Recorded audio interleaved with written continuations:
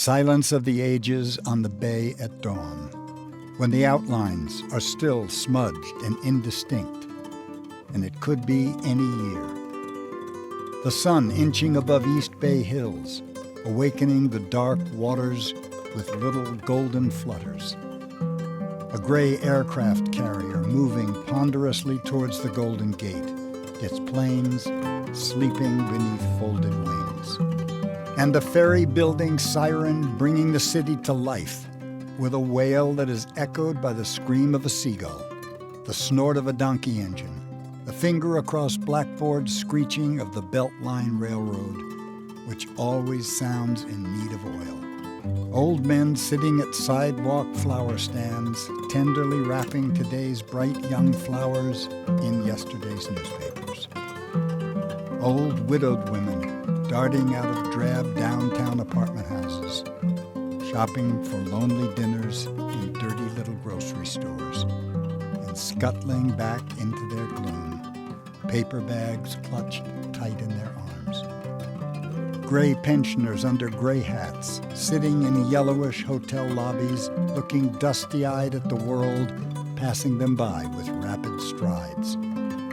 Clink-clank of a birdcage signal harmonizing with the bong of a cable car gong, and the lolling of Bernstein's Fish Grotto bell to produce the sad, sweet street music of Powell. Damp darkness of Steinhardt Aquarium, streaked with the shrieks of children staring bug-eyed at the fishy-eyed.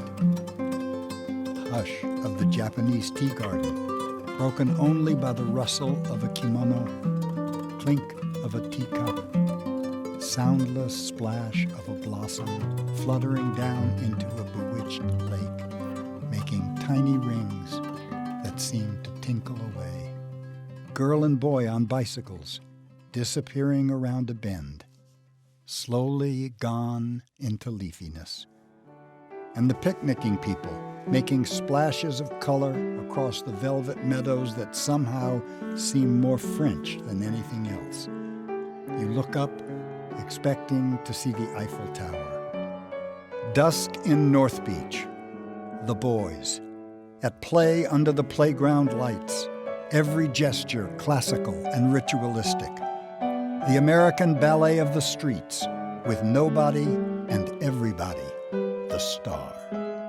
Windows open in old wooden buildings, letting out a smell of cooking mixed with the staleness of too many years of too little of everything except children. Alleys of Telegraph Hill, murmur of many voices in secret gardens behind stone walls.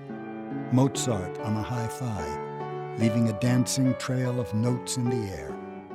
Sports cars parked on the sidewalks like scooters, abandoned by kids who found something else to play with.